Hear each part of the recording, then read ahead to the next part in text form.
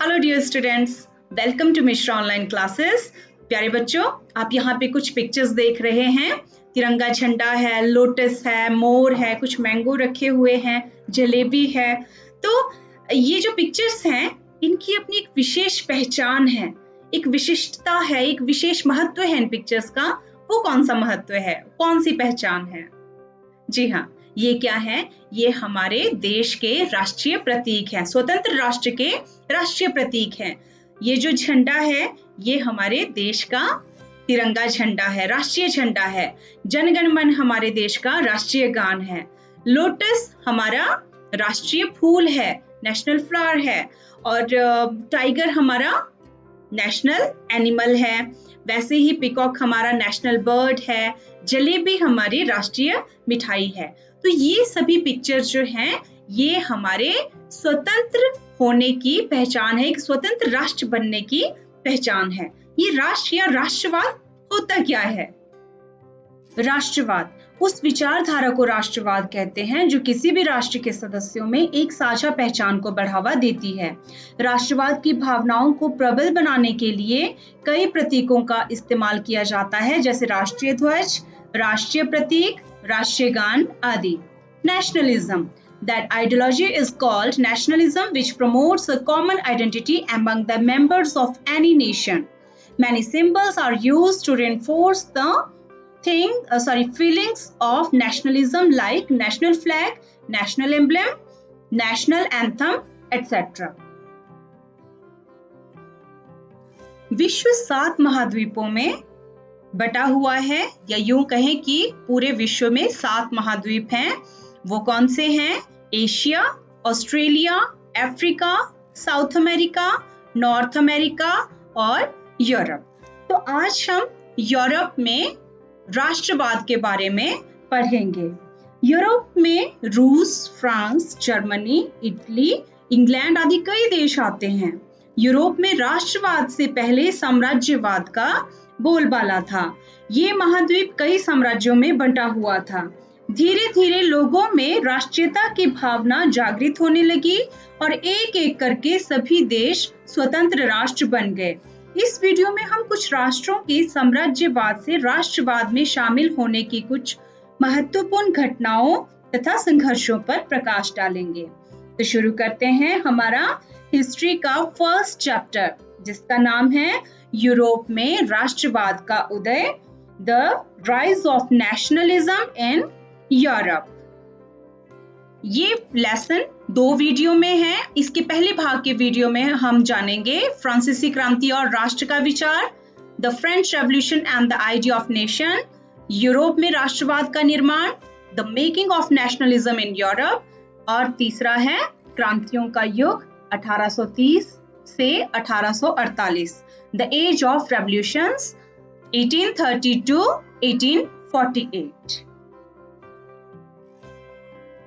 इस वीडियो में हम इस चैप्टर की जो एक्सरसाइज है, टेक्स्ट बुक के जो क्वेश्चंस हैं, उनमें पहले क्वेश्चन का पार्ट 1, पार्ट 2 और पार्ट 4 ये कवर करेंगे, और साथ ही प्रश्न नंबर 2, प्रश्न नंबर 5, इन क्वेश्चंस को हम इस वीडियो में डिस्कस करेंगे। तो आप लोग इसके नोट साथ साथ में बनाते रहें। बाकी जो क्वेश्चंस हैं, क्वेश्चन नंबर 1 के जो 2 पार्ट रह जाते हैं, उनको हम दूसरे भाग के वीडियो में, और तीसरा और चौथा क्वेश्चन इनको भी दूसरे भाग के वीडियो में डिस्कस करेंगे। तो लेसन की शुरुआत करते हैं फ्रेडरिक सोरियो की इस पेंटिंग से। ये एक फ्रेंच आर्टिस्ट थे और 1848 में इन्होंने ये पेंटिंग बनाई है। इसमें इन्होंने अमेरिका और यूरोप के लोगों को चित्रित किया है, और ये एक काल्पनिक संसार था जो कि जनतांत्रिक और सामाजिक गणतंत्रों से मिलकर रचा गया था। एक स्वप्न लोक था ये। इसमें अलग अलग राष्ट्रों के लोग जो हैं, वो अलग अलग वेशभूषा में, अलग अलग राष्ट्रीय पोशाकों में, और बच्चे, बूढ़े, बुजुर्ग जो हैं इसमें दर्शाए गए हैं। और ये इसमें आप देख रहे हैं कि एक बहुत लंबी कतार जो है लोगों की यहाँ पे लगी हुई है, पीछे तक है, और एक कतार, लंबी कतार जो है वो आगे निकल चुकी है, बढ़ चुकी है। और ठीक सामने आप देख रहे हैं एक प्रतिमा है, और इस प्रतिमा के पास इसके एक हाथ में ज्ञानोदय की मशाल है और दूसरे हाथ में मनुष्यों के अधिकारों का घोषणा पत्र है। और ये जो प्रतिमा है ये स्वतंत्रता की देवी की प्रतिमा है और इस प्रतिमा के ठीक सामने निरंकुशवाद के ध्वस्त हुए अवशेष पड़े हैं। मुकुट हैं, राजा महाराजाओं के मुकुट पड़े हुए हैं, शासकों के मुकुट हैं और उनके नर कंकाल, उनकी हड्डियां यहाँ बिखरी पड़ी हुई हैं कि लोगों ने क्रांति की और जिससे उन्होंने निरंकुशवाद को खत्म कर दिया और स्वतंत्रता प्राप्ति उन्होंने की। तो यहाँ पे आप देख रहे हैं ये जो लाइन आगे निकल चुकी है ये अमेरिका और स्विट्जरलैंड के लोग हैं। मतलब कि ये स्वतंत्रता की प्रतिमा से आगे निकल चुके हैं। इसका अर्थ है कि उन्होंने स्वतंत्रता प्राप्त कर ली है, वो एक स्वतंत्र राष्ट्र बन गए हैं। बाकी लोग जो हैं वो इस स्वतंत्रता की प्रतिमा के आगे वंदन करते हुए जा रहे हैं, मतलब कि वो स्वतंत्रता की तरफ बढ़ रहे हैं। यहाँ पे आप देख रहे हैं ये जो तिरंगा है ये फ्रांस का झंडा है। इसका अर्थ है कि फ्रांस जो है वो जो स्वतंत्रता की देवी है उसके बिल्कुल पास है, मतलब कि फ्रांस में क्रांति की शुरुआत हो चुकी है और वो जल्द ही स्वतंत्र होने वाला है, एक स्वतंत्र राष्ट्र बनने वाला है। उसके पीछे ये जर्मनी का फ्लैग है, काले लाल और सुनहरी रंग में। तो जर्मन भी इसके पीछे पीछे चला आ रहा है, वो भी एक स्वतंत्र राष्ट्र बनने की राह पर अग्रसर है। तो इस तरह से आप देख रहे हैं कि सॉरियो ने इसमें ये दिखाने की कोशिश की है कि किस तरह से यूरोप के देश जो हैं वो स्वतंत्रता प्राप्ति के लिए बढ़ते चले जा रहे हैं। इस यूरोप में राष्ट्रवाद की लहर जो है वो तेज हो चुकी है। और साथ ही आप यहाँ देख रहे हैं कि स्वर्ग से ईसा मसीह और जो पुण्य आत्माएं हैं, जो दिव्य आत्माएं हैं, वो भी स्वर्ग से इस प्रतिमा को देख रही है। तो 19वीं सदी के दौरान राष्ट्रवाद एक ऐसी ताकत बनकर उभरा जिसने यूरोप के राजनीतिक और मानसिक जगत में भारी परिवर्तन ला दिए। तो इसमें हमारा जो पहला टॉपिक है वो है फ्रांसीसी क्रांति और राष्ट्र का विचार, the French revolution and the idea of nation. राष्ट्रवाद की जो पहली स्पष्ट अभिव्यक्ति थी वो 1789 में फ्रांसीसी क्रांति के साथ हुई। आपने 9th क्लास में भी फ्रांसीसी क्रांति के बारे में पूरा चैप्टर पढ़ा है कि किन परिस्थितियों में फ्रांस में क्रांति की शुरुआत हुई थी। तो आरंभ से ही फ्रांसीसी जो क्रांतिकारी थे उन्होंने ऐसे कई कदम उठाए जिससे फ्रांस में रहने वाले लोगों में एक सामूहिक पहचान की भावना पैदा हो सके।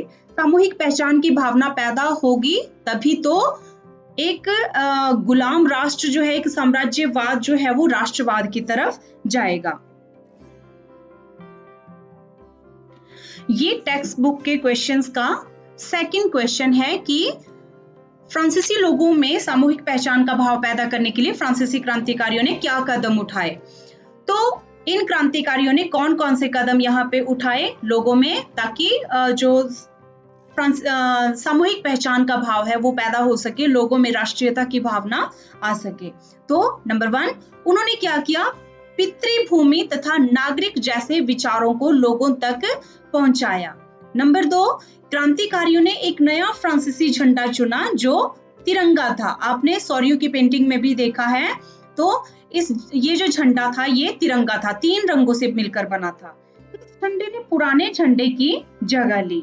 नंबर 3 एस्टेट जनरल का चुनाव नागरिकों के एक समूह द्वारा किया जाने लगा।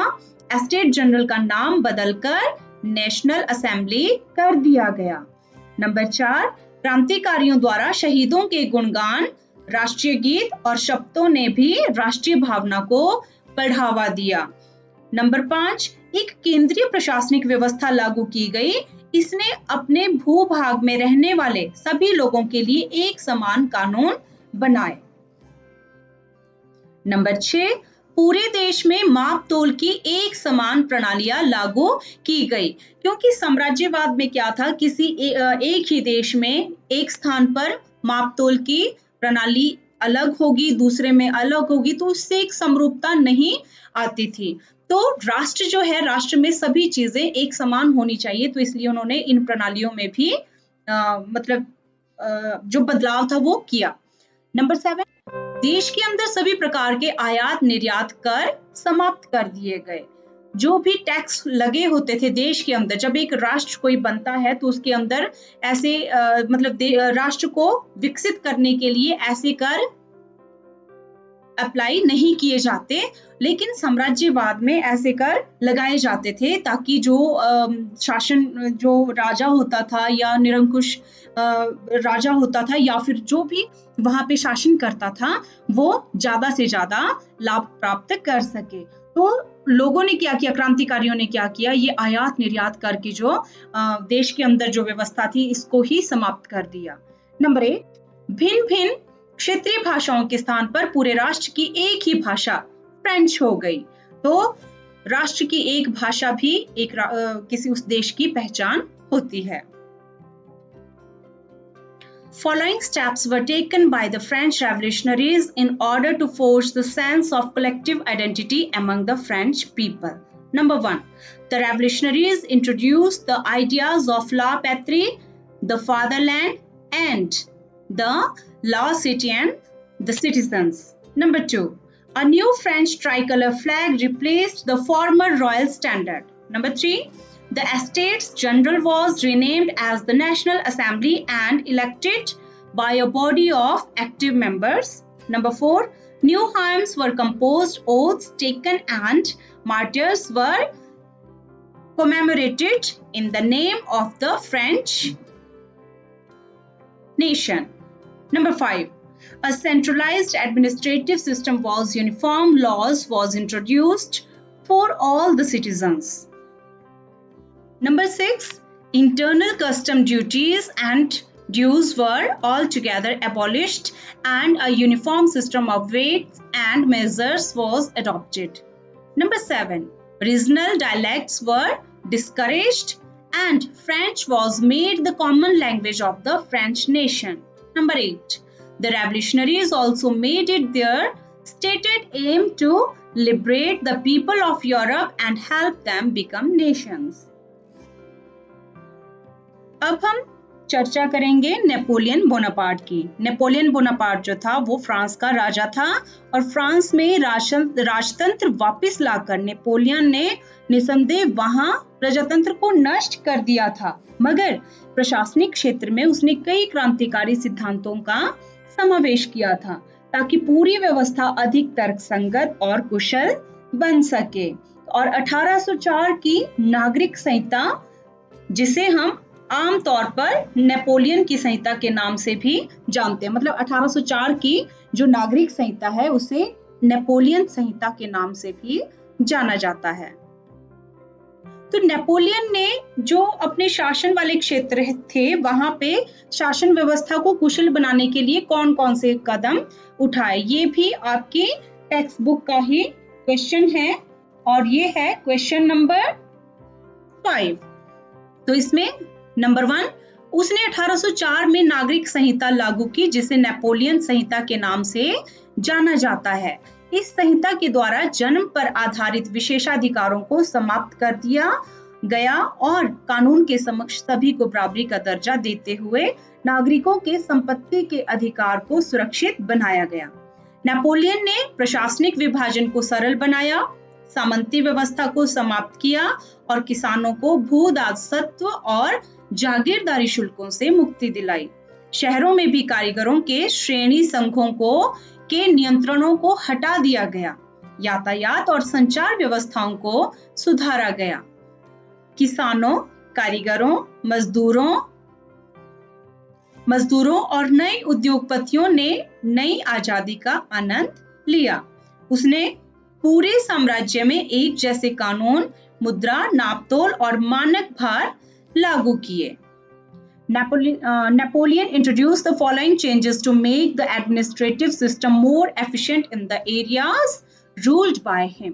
Number 1, he established civil code in 1804, also known as the Napoleonic Code. It did away with all privileges based on birth. It established equality before the law and secured the right of property. Number 2, he simplified administrative divisions, abolished feudal system and freed peasants from serfdom and manorial dues. Number 3, in towns too, guild system were removed, transport and communication systems were improved. Number 4, peasants, artisans, businessmen and workers enjoyed the newfound freedom. Number 5, he possessed the same laws, currency, weights and measures throughout the empire. अब हम next जो second topic है हमारा उसके बारे में जानते हैं कि यूरोप में राष्ट्रवाद का निर्माण। आज के यूरोपीय राष्ट्रों की बजाय 19वीं सदी के मध्य तक यूरोप कई क्षेत्रों में बटा हुआ था जिन पर अलग अलग वंश के लोगों का शासन हुआ करता था। उस जमाने में राजतंत्र का बोलबाला था, लेकिन उस जमाने में कुछ ऐसे तकनीकी बदलाव हुए जिनके परिणाम स्वरूप समाज में गजब के परिवर्तन हुए। उन्हीं परिवर्तनों से लोगों में राष्ट्रवाद की भावना का जन्म हुआ। The rise of nationalism in Europe. By the middle of 19th century, Europe, rather than the European nations of today, was divided into many regions which were ruled by people of different lineages. The monarchy was dominated in those days, but at the time there were some technological changes in the society. The same changes gave rise to a sense of nationalism among the people. आप ये दो map यहाँ पे देख रहे हैं, ये 18वीं सदी का मैप है यूरोप का और ये 21वीं सदी का मैप है। यहाँ पे आप देख रहे हैं कि यूरोप जो है वो छोटे छोटे कई या छोटे और बड़े कई प्रकार के साम्राज्यों में बटा हुआ है। यहाँ पे आप ऑटोमन एम्पायर देख रहे हैं और भी यहाँ पे आपको कई सारे साम्राज्य देखने को मिलेंगे। ये स्पेनिश मोनार्की है, मोनार्की मींस साम्राज्य है। तो इस तरह से यूरोप जो था वो कई साम्राज्यों में बटा हुआ था 18वीं सदी में, लेकिन जैसे ही मतलब 19वीं सदी से इसमें परिवर्तन आने शुरू हो गए और 21वीं सदी तक आप यहाँ पे देख रहे हैं हर राष्ट्र जो है वो स्वतंत्र हो चुका है, उसकी अपनी एक अलग पहचान है और अपना एक अस्तित्व है। रशिया है, लिथुआनिया है, फिनलैंड है, फ्रांस है, स्पेन, अल्जीरिया, इटली और टर्की, बुल्गारिया, रोमानिया, सारे देश, जर्मनी है, पोलैंड है, यूक्रेन है, ये सारे राष्ट्र जो हैं अब ये स्वतंत्र राष्ट्र बन चुके हैं। यूनाइटेड किंगडम, इंग्लैंड है, तो ये अब ये स्वतंत्र राष्ट्र बन चुके थे। अब हम पढ़ेंगे क्रांतिकारियों के बारे में कि यूरोप में राष्ट्रवाद के लिए कौन कौन से तत्व जो थे वो उत्तरदायी थे। तो उनमें सबसे ज्यादा प्रभावशाली जो थे वो क्रांतिकारी थे। तो उन्हीं में से एक क्रांतिकारी जो है वो ज्यूसेप्पे मैत्सिनी थे। इनके बारे में हम पढ़ेंगे अभी। ज्यूसेप्पे मैत्सिनी, ज्यूसेप्पे मैत्सिनी जो है आपकी जो टेक्स्ट बुक की जो क्वेश्चंस हैं उनमें क्वेश्चन नंबर 1 का फर्स्ट पार्ट है, ज्यूसेप्पे मैत्सिनी पर टिप्पणी लिखिए। तो ज्यूसेप्पे मैत्सिनी इटली का एक क्रांतिकारी था। उनका जन्म 1807 में जिनेवा में हुआ था। वह कार्बोनारी के गुप्त संगठन के सदस्य बन गए थे। 24 वर्ष की आयु में उनको लिगुरिया में क्रांति करने के आरोप में देश निकाला दे दिया गया था। उसके बाद उन्होंने 2 और गुप्त संगठनों की स्थापना की। पहला जो था वो मर्सेई में यंग इटली के नाम से और फिर बाद में बर्न में यंग यूरोप के नाम से ये संगठन उन्होंने बनाए। मैत्सिनी का मानना था कि भगवान की मर्जी के अनुसार राष्ट्र ही मनुष्यों की प्राकृतिक इकाई थी। इसलिए इटली को छोटे छोटे राज्यों के पैबंद की बजाय, पैबंद होता है प्रांत, एक एकीकृत गणराज्य बनाना जरूरी था। यह एकीकरण ही मुक्ति का आधार हो सकता था। मैत्सिनी का अनुसरण करते हुए जर्मनी, स्विट्जरलैंड और पोलैंड ने भी कई गुप्त संगठन बनाए और रूढ़िवादी लोग जो थे वो मैत्सिनी से डरते थे। Giuseppe Mazzini was an Italian revolutionary. He was born in 1807 in Geneva. He was a member of the secret society called the Carbonari. At the age of 24, he was expelled from the country for making a revolution in Liguria. He also founded the underground secret societies Young Italy in Marseille and Young Europe in Bern. Mazzini believed that according to God's will, the nation was the natural unit of humans. Therefore, it was necessary to make Italy a unified republic rather than a patch of small states. This integration could have been the basis of freedom. Many secret organizations were formed in Germany, Switzerland, and Poland following Mazzini. The Orthodox people were afraid of Mazzini. अब हमारा तीसरा जो topic है वो है क्रांतियों का युग 1830 और 1848। इसमें हम सबसे पहले चर्चा करेंगे यूनानी स्वतंत्रता युद्ध की, the Greek war of independence. तो सबसे पहले हम इनके जो ग्रीक था या यूनान था इसके मैप पे नजर डालते हैं। ये 18वीं सदी का ही मैप है। तो उस समय 18वीं सदी में ग्रीक जो है, यूनान जो है, ये ऑटोमन साम्राज्य का हिस्सा हुआ करता था। और ये वाला जो मैप है ये स्वतंत्रता प्राप्ति के बाद का मैप है। इसमें आप जो ये येलो पोर्शन देख रहे हैं ये सारा का सारा ग्रीक में आता है। ये छोटे छोटे जो पोर्शंस हैं, ये डॉट्स आप देख रहे हैं, ये सारे ग्रीक में आते हैं। ये स्वतंत्रता प्राप्ति के बाद का यूनान है। ये क्वेश्चन आपकी टेक्स्ट बुक के क्वेश्चन नंबर 1 का 3rd पार्ट है, यूनानी स्वतंत्रता युद्ध।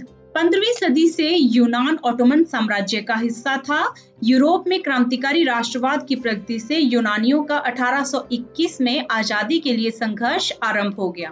कई स्थानों पर बड़ी संख्या में ईसाइयों का वध किया गया, जिससे सारा यूरोप प्रभावित हुआ। अनेक यूरोपीय कवियों और कलाकारों ने यूनान को यूरोपीय सभ्यता का पालना बताकर प्रशंसा की और एक मुस्लिम साम्राज्य के विरुद्ध यूनान के संघर्ष के लिए जनमत जुटाया। संघर्ष चलता रहा और आखिरकार 1832 में कॉन्स्टेंटिनोपल की ट्रीटी के अनुसार ग्रीस को एक स्वतंत्र राष्ट्र या स्वतंत्र देश की मान्यता दे दी गई। इस प्रकार स्वतंत्र ने जो थी वो स्वतंत्रता हासिल की।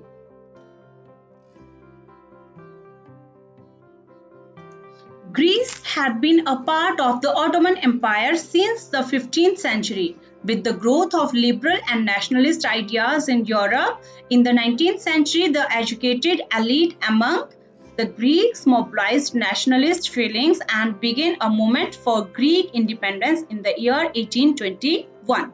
Poets and artists eulogized means praise या प्रशंसा, जिसको हम कहते हैं प्रशंसा, eulogized Greece as a cradle means palna of European civilization and made attempts to galvanize the masses into action. Through continuous struggle, the Greeks did succeed in gaining independence eventually. Through the Treaty of Constantinople of 1832, the independence of Greece was recognized. Next topic इसमें आता है Frankfurt संसद। आपकी text book का ये question number 1 का 4th part है, Frankfurt संसद। 1848 में जर्मन इलाकों में बड़ी संख्या में राजनीतिक संगठनों ने फ्रैंकफर्ट शहर में मिलकर एक सर्व जर्मन नेशनल असेंबली के पक्ष में मतदान करने का फैसला किया। 18 मई 1848 को 831 निर्वाचित प्रतिनिधियों ने फ्रैंकफर्ट संसद में अपना स्थान ग्रहण किया। यह संसद सेंट पॉल चर्च में आयोजित हुई, जिसमें जर्मन राष्ट्र के लिए एक संविधान का प्रारूप तैयार किया गया। इस राष्ट्र की अध्यक्षता एक ऐसे राजा को सौंपी गई जिसे संसद के अधीन रहना था।